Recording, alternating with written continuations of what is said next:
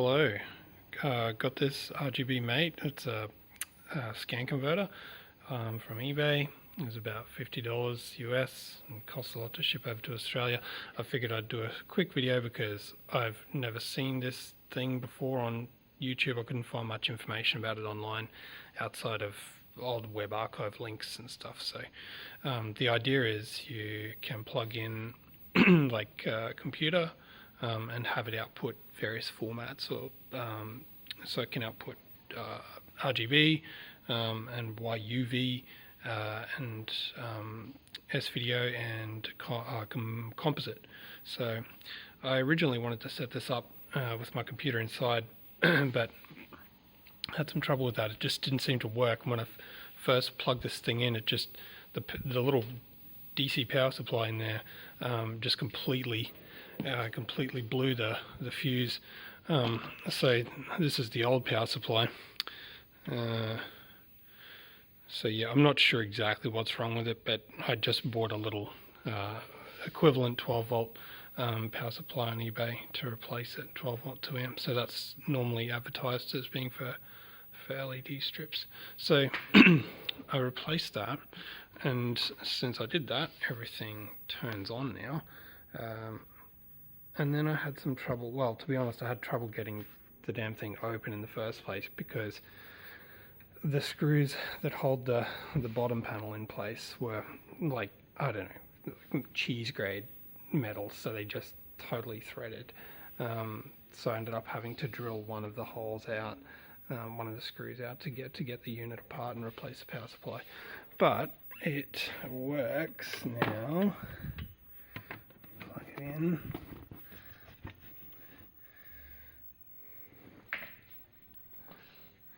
Turns on, and then I've just got it hooked up to this old Dell XP.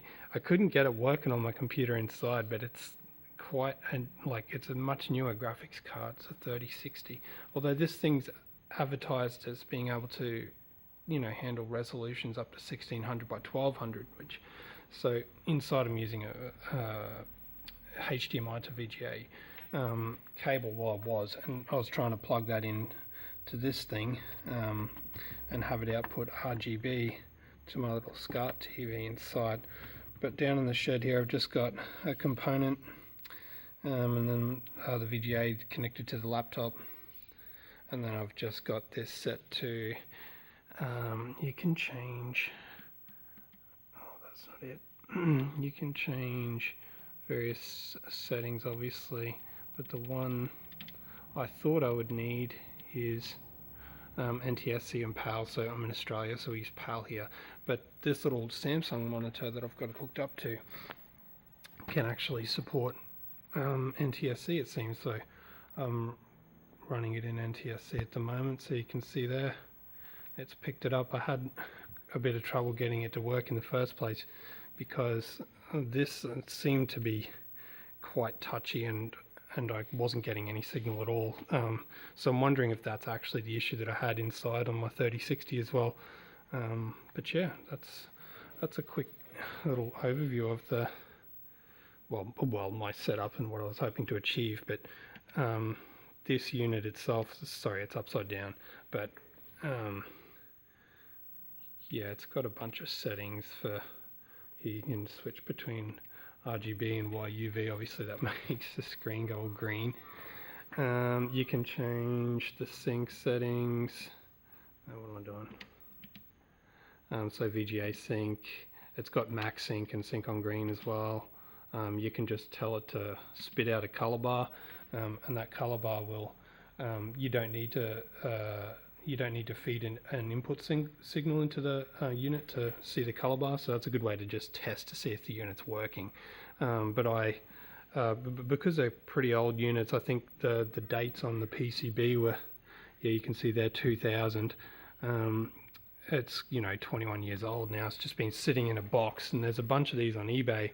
Well, there was 5 when I bought mine. And they're still, as far as I know, recently they're still listed there.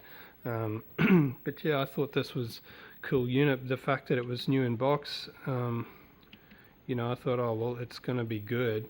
it's going to work straight away. But yeah, as soon as I plugged it in, there's a fuse in the little AC inlet there, and that one blew. And then on the actual power supply itself, the old power supply, there is a fuse.